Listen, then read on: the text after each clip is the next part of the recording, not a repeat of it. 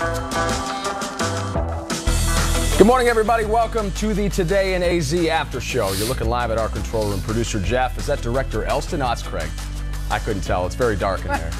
Wait a second. You don't know what I look like? You work with me. Hey, guys, we got to start on a bit of a somber note. I know we say it on this program all the time. This is not a typical news show. We usually like to have a laugh and lighten your day a little bit, talking about some trending topics and entertainment news and things like that. But we're all waking up to some terrible news out in Southern California, where yet again there's been another mass shooting. I just want to get the latest information to you in case you're stopping by our Facebook page looking for that sort of thing. And then we're going to kind of change gears a bit and do the normal, typical show that we do. You may have noticed Shane Doan is sitting here on the couch with us. Coyotes legend Shane Doan in the house. He joined us this morning on the show. He's joining us for the after show as well. So if you have any questions for Shane, you can get him in now. But I do want to touch on the breaking news first. The last we've heard, 11 victims. Plus, a sheriff's sergeant was killed in the shooting, one of the first responders, some 3 minutes after the first 911 call went out, as well as the shooter himself is deceased, bringing the death toll to 13 at this hour. 10 to 15 people additionally injured, many in the hospital recovering as we speak. This happened on College Country Night, an 18 and up night at a place, what the heck was the name of the bar? Sorry, I'm totally spacing right now.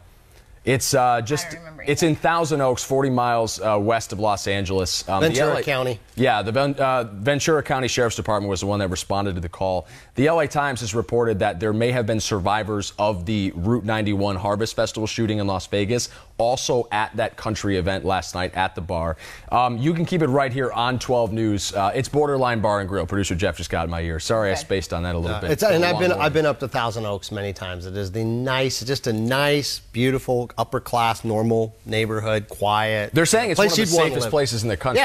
Yeah, you'd want to live there without a doubt. It's not cheap either. All right, we'll get to more of that later in the day on 12 News and right here on the 12 News Facebook page. If you're looking for updates, I'm sure they'll be pouring in as the day progresses. But we do want to spin things and try to start your day on a positive note instead of talking about the story that's unfortunately going to be dominating the headlines the rest of the day and probably the rest of the week. We want to talk about volunteering, making the world a slightly better place. We had Shane in the studio this morning fronting a segment that we're calling Doan Makes a Difference. Do you want to talk about what you did, first of all, and then we'll get into a more diverse discussion about what you can do this holiday season to help out? Yeah, it was just an opportunity to go to a Boys and Girls Club here in the Valley. They do so much work for families and give kids opportunities to kind of experience things that they wouldn't normally get to. And the only way it works is from donations and from volunteers, and it makes a huge impact on the kids' lives.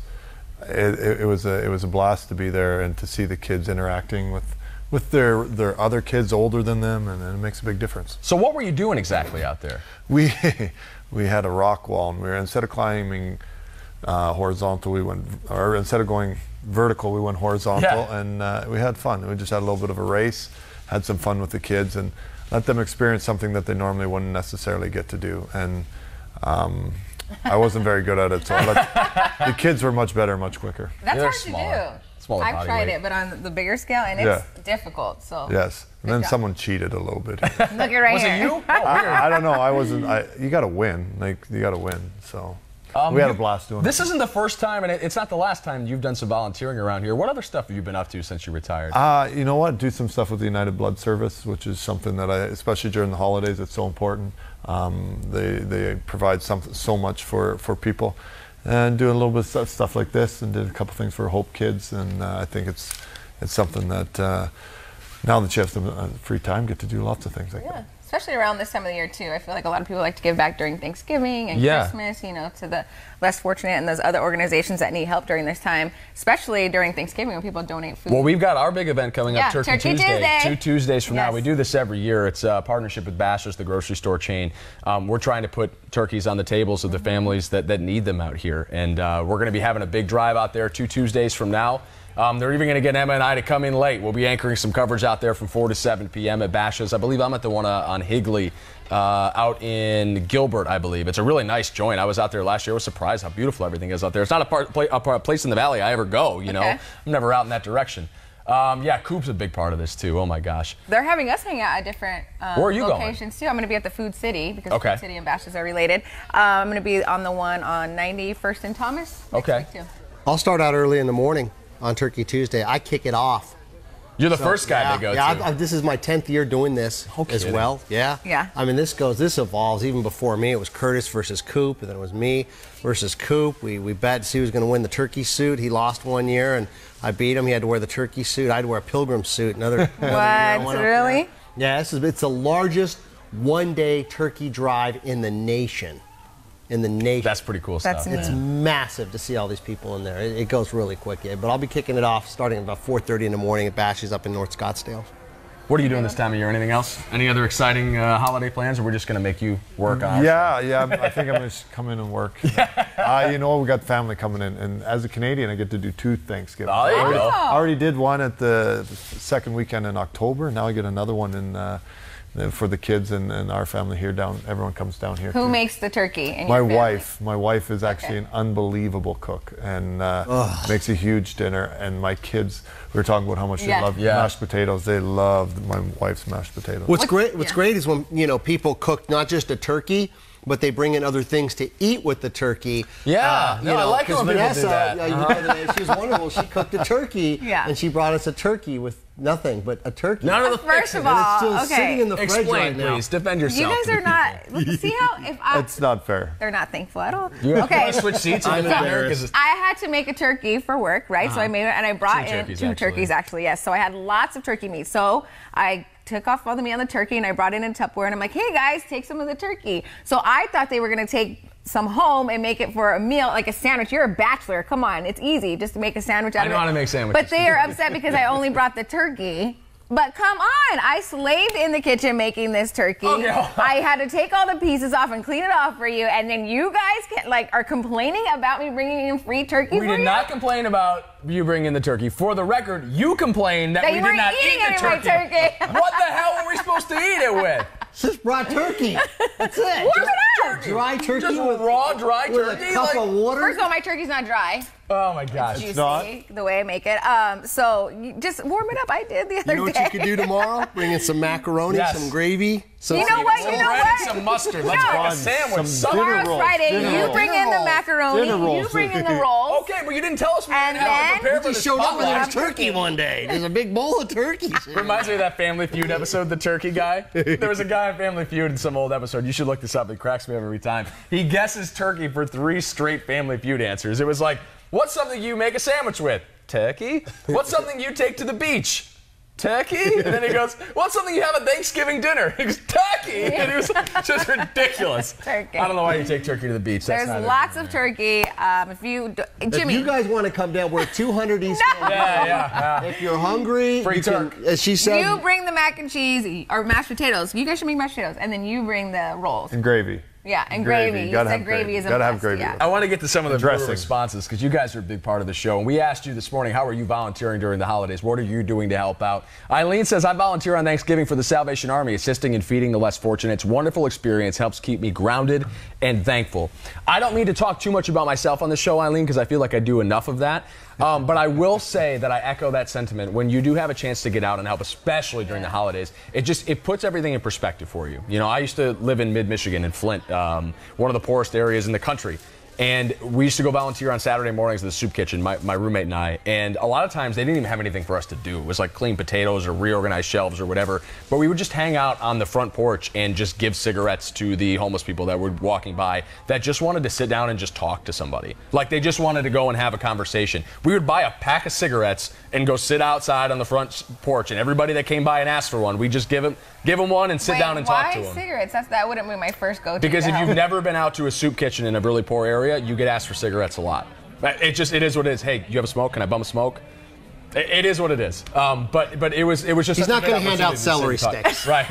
No, I'd be but like, I've got here's carrots. a Diet Coke or here's a Pepsi. Yeah, turkey. That's just got a bowl of raw turkey. I'm like, here's some turkey. Brian says he volunteers twice a month at St. Mary's all year long. Way to go, Brian. I'm sure they appreciate you out there.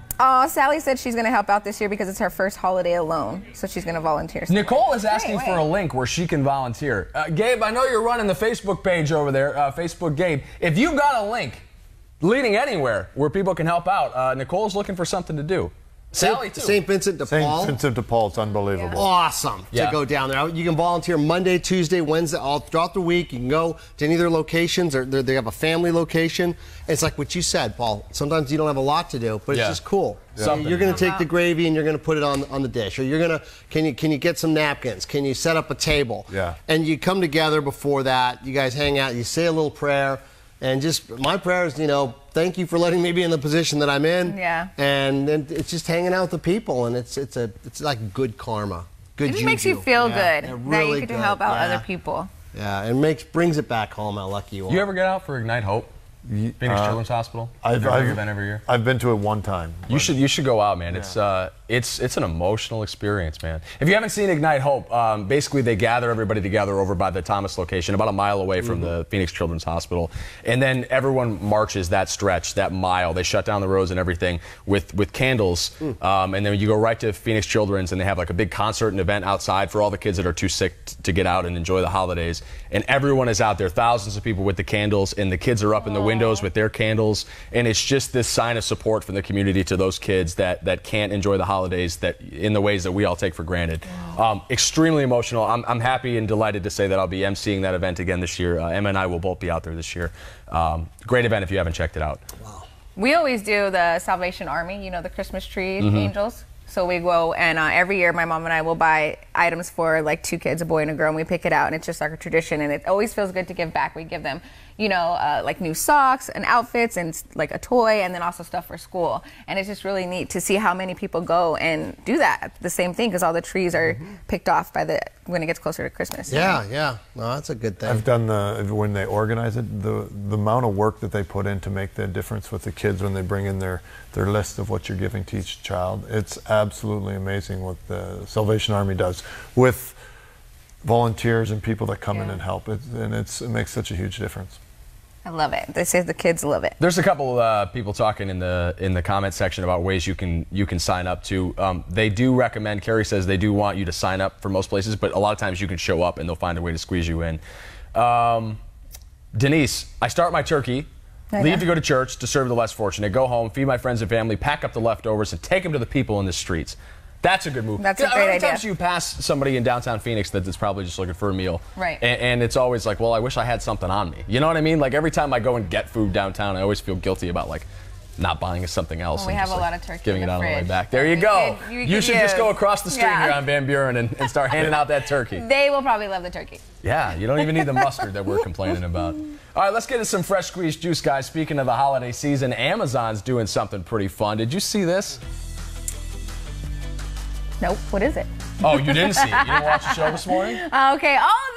This holiday season, Amazon is doing things the old-fashioned way. It just started to mail out its very first ever toy catalog. What? If it doesn't arrive at your house, you can also check it out online. Amazon hopes this helps fill out the void for the Toys R Us that's gone. Did you get the toy catalog when you were a kid? The Sears, not Sears, the Toys. The Sears You catalog. said another one this morning. JCPenney. I had the JCPenney catalog. Yes. And like 3/4 of it wasn't toys, but there was a toy section. Yes, Yeah. and you'd go through it, and they were about 3 inches thick. Yeah. The Sears, the one that They were big, yeah. They were really heavy.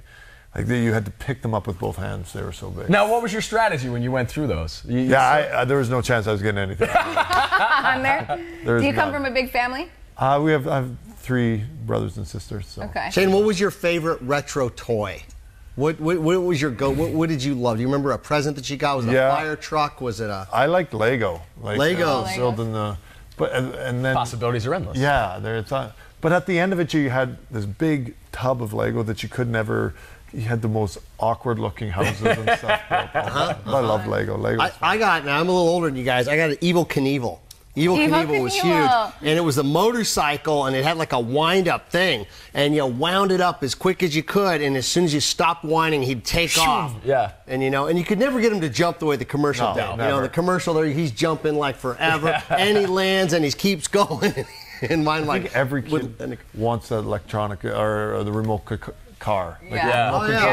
I remember those from Radio Shack. Yeah, and the Knight Rider. Yeah. Radio Shack is a callback in its own right? Yeah, I wonder why Radio Shack's out of business. Dang thing wouldn't even work. Batteries, then you get the Radio Shack batteries. They always have tons of batteries. After about 2 minutes, it's like, What about you? Do you have a toy catalog? You ever circle any stuff and hope? You're an only child, so you're I'm an only rotten, child. Right? No, I didn't have the toy catalog, but I always knew that I wanted Cabbage Patch. kids, yes. kids, and Barbie dolls. And the funny thing is that my parents still have it in their attic. So I saved them all. I think I'm a little bit of a hoarder.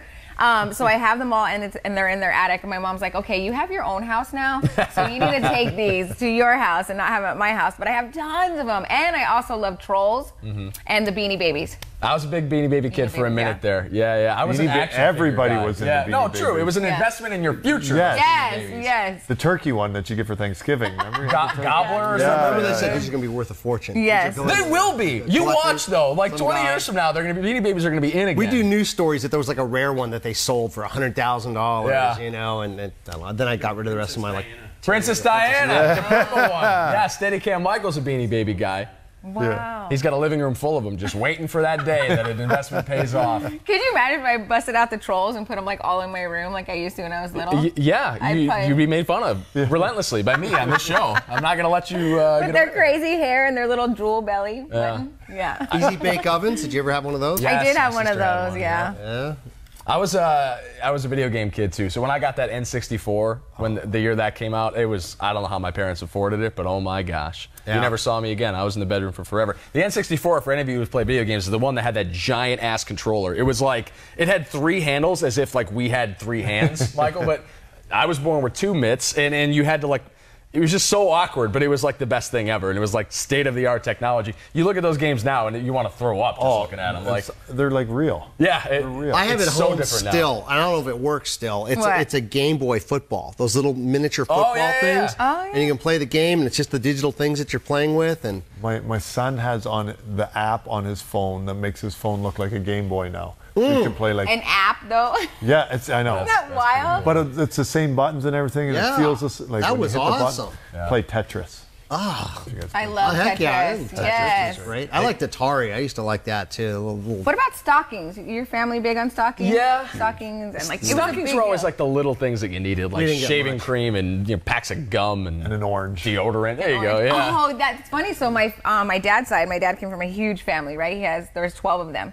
And so since there were so many of them, they would, instead of stockings, they would fill brown bags full of like peanuts, walnuts, oranges, apples, bananas. And we did the same thing, it was something that they started way back in the day. And so now when we still go over there for Christmas, we all get one too. All the grandkids and all the adults still get one. So everybody has a brown bag filled with all kinds of goodies and treats. My aunties would always knit me something. Aww. Yeah, I don't know. It was just oh wow, some knit. When would you wear them? And then you had this. My mom would make me, and when they would come over, you know, hey, come running out of the room, just like you're just doing something, and wear them, and hey, they're all brand new. Like a Christmas story. Yeah. You look like a pink nightmare.